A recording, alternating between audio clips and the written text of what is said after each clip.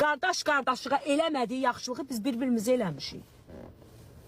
Biz can deyib can eşitmişik. Bizdə həsrət aparıblar iş o biznizə kişinin qızı.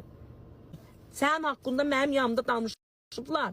Ağzından vurmuşam, demişəm sənsən. Günün bugünkü günündə də yenə də mən sənə ayağımı vermirəm Ofeliya.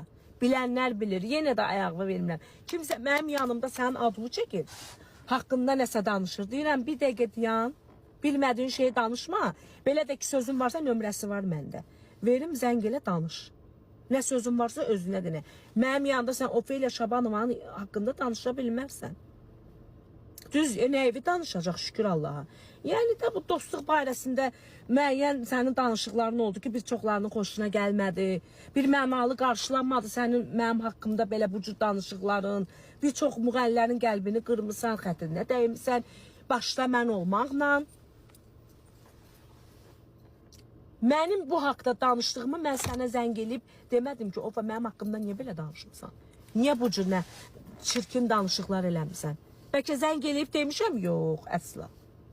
Yenə də xətirvə deyib mən sənə zəng eləməmişəm. Ancaq gördüm sən efirlərdə dayanmadan hələ bugündən çıxıb ağlayırsan ki, bizim 18 ilimiz.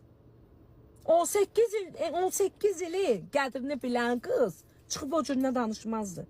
Bugünkü gündə bəlkə də peşmansan, ağlayırsan. Mən də ağlamışam. Ben bəlkə də burada danışmasam sizinlə. Mən ürəyimi boşaltıram burada.